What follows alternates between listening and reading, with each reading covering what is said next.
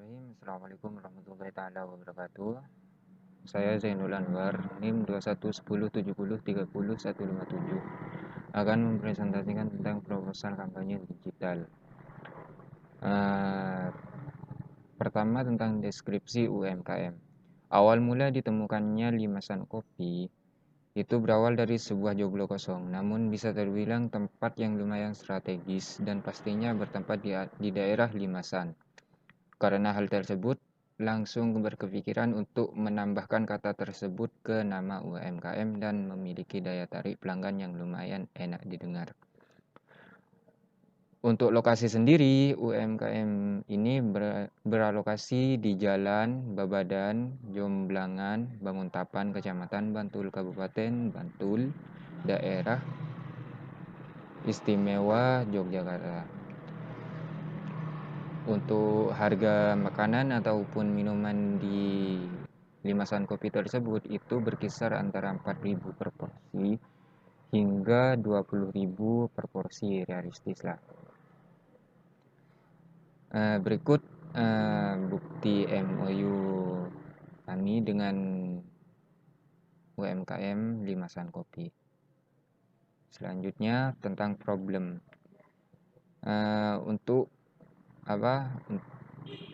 Untuk rentang harga yang tidak sesuai dengan produk yang disajikan. Itu yang pertama. Untuk yang kedua, harga bahan baku itu seringkali naik turun. Dan juga harus dibenahi agar tidak mengganggu terhadap manajemen keuangan. Untuk produk personality sendiri itu harga produk yang relatif murah sehingga dikhawatirkan kehigienisannya. Untuk pengolahan produk sendiri yang belum terbilang higienis sehingga membuat konsumen seakan ragu terhadap produk yang dijual. Untuk masalah penjualan, pemasaran produk masih belum efektif. Terus pengeluaran serta pemasukan yang belum rapi. Terus manajemen juga belum tertata rapi. Untuk konsumennya sendiri belum adanya marketing secara digital yang menyebabkan konsumen bingung terhadap menu apa saja yang tersedia di limasan kopi tersebut. Untuk pemasarannya hanya melewati media WhatsApp yang jangkauannya itu hanya kontak-kontak tertentu dan tentunya bukan halayak banyak, hanya halayak kecil. Untuk selanjutnya, solusi yang ditawarkan yaitu pertama, penyelesaian gap. Pemasaran produk melalui berbagai akun media sosial serta marketplace seperti Lazada, Tokopedia, Shopee, dan lain sebagainya. Untuk yang kedua, melakukan pendaftaran UMKM yang pada sistem khusus penjualan dan bisnis yang sudah terpercaya. Dan untuk yang ketiga, itu pembuatan akun media sosial khusus untuk produk yang dijual supaya postingannya nanti itu tidak bercampur baur dengan postingan-postingan pribadi. Untuk target audiensnya sendiri adalah para pengguna media sosial, para pengguna media sosial yaitu para gen Z saat ini, yaitu pengguna Instagram, Twitter, Facebook, dan lain sebagainya. Untuk cost saving itu untuk menghemat pemasukan dan mengatur pengeluaran adalah membeli alat yang dapat membuat bahan produk menjadi awet seperti freezer, seperti kulkas, dan lain sebagainya. Intinya bisa mengawetkan bahan makanan hingga bertahan lebih lama lah dari biasanya.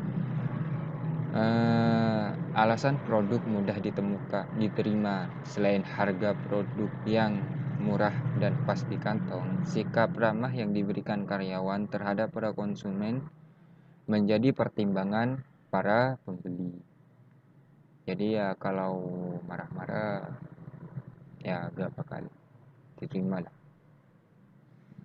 Untuk produk Over5 USP itu pertama keunikan. Salah satu keunikan dari limasan kopi sendiri adalah nuansa modern klasik. Mengapa disebut modern klasik? Karena di sana fasilitasnya, terus semua perlengkapan fasilitasnya itu dari segi tempat, bangunan dan lain sebagainya itu masih bangunan di tahun 2015. Jadi yang diperbaharui hanya fasilitas kayak peralatan masak dan lain sebagainya, itu udah sistemnya udah ya sistem menengah lah. Dan juga mudah dijumpai di pasar. Menurut riset yang sudah banyak dilakukan, kafe klasik di Jogja banyak yang berubah, sehingga untuk menjumpai kafe yang benar-benar terjaga keklasikannya sendiri itu sudah sangat sulit. Kebanyakan di daerah Jogja itu cafe shop itu meskipun ya nuansanya klasik, tapi ya lebih terkesan ke modern. Jadi apa jadi klasiknya itu menurun sekian persen, lebih banyak ke modernnya nuansanya. Terus yang ketiga, testimoni.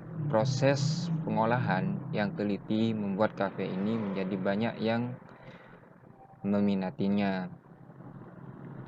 Ya gak asal nyampur gitu-gitu aja, nyampur terus jadi. Yang terakhir tentang originalitas. Keaslian produk yang dirugikan tidak diragukan lagi, dikarenakan untuk pengolahan pembuatan produk yang ditawarkan seperti makanan, minuman dan lain sebagainya itu bisa kita pantau dari kursi kita.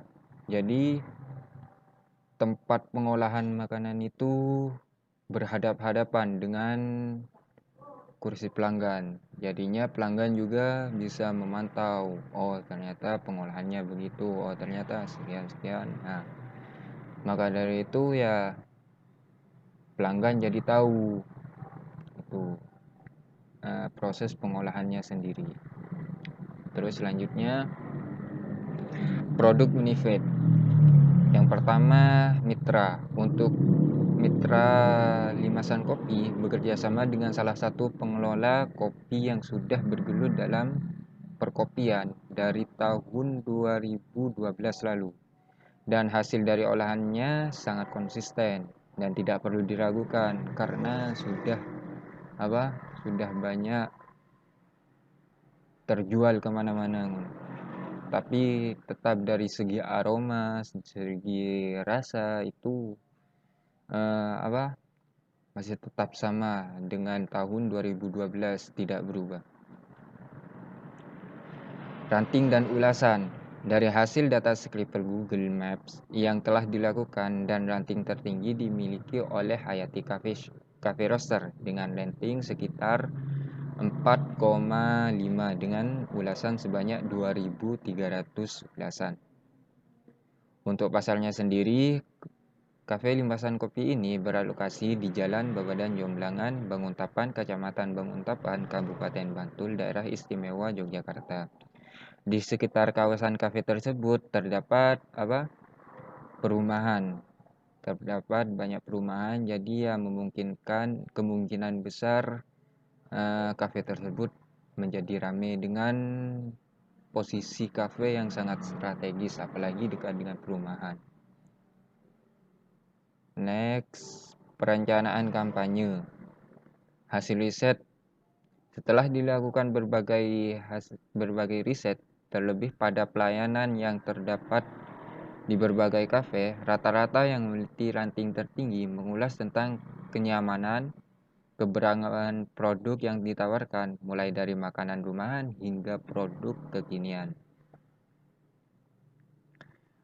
Untuk desain produk jasa sendiri ya seperti ini, scope kecil, kalau siang, kalau malam fokus kepada kopinya. Jadi ada 2 tahap.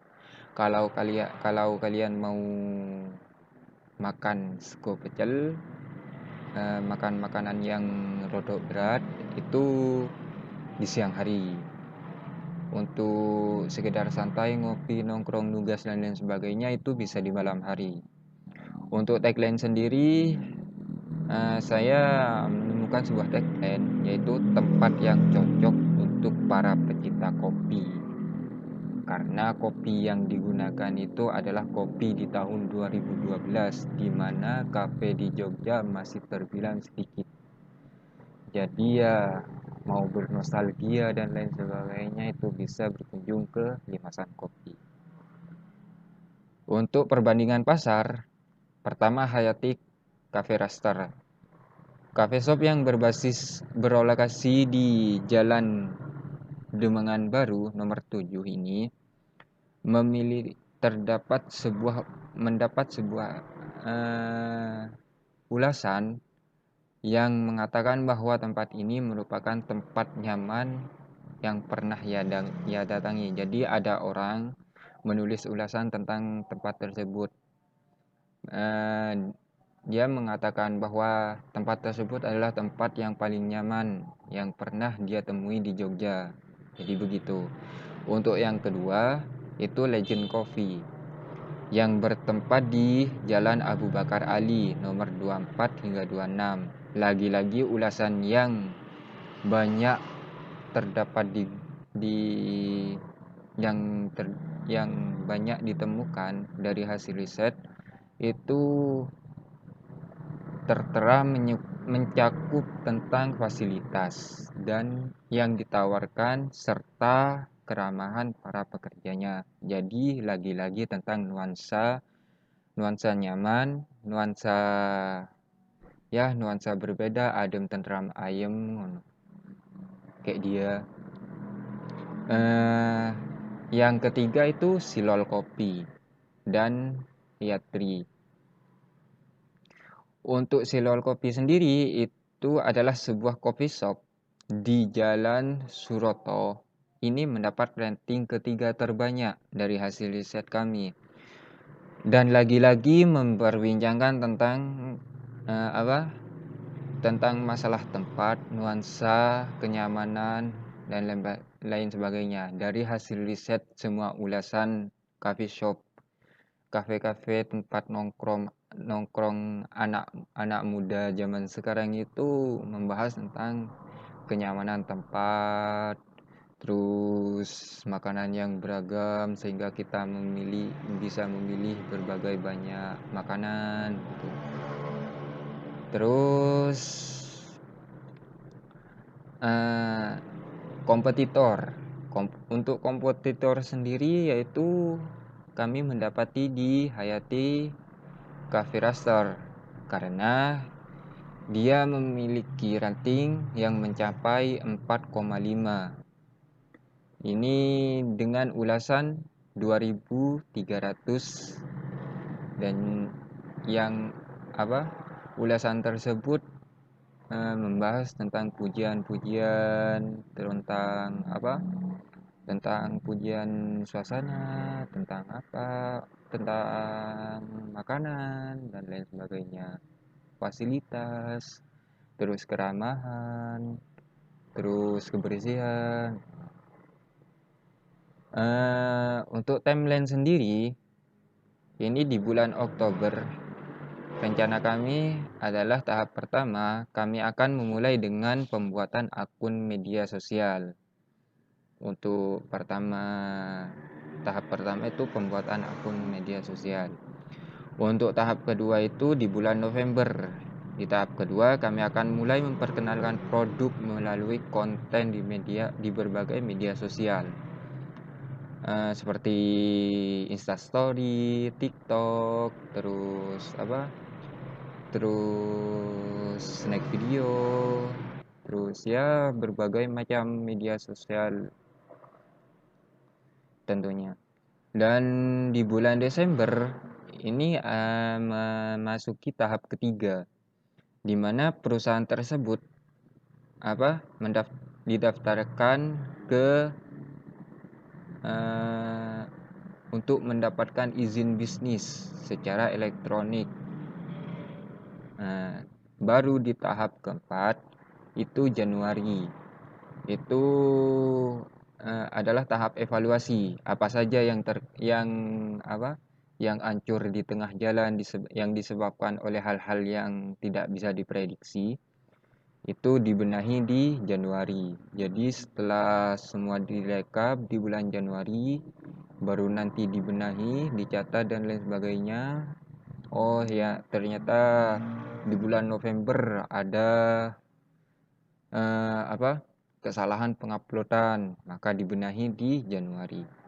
Jadi begitu. Mungkin hanya itu yang bisa saya sampaikan. Kurang dan lebihnya saya mohon maaf. Akhirul kalam. Wassalamualaikum warahmatullahi taala wabarakatuh.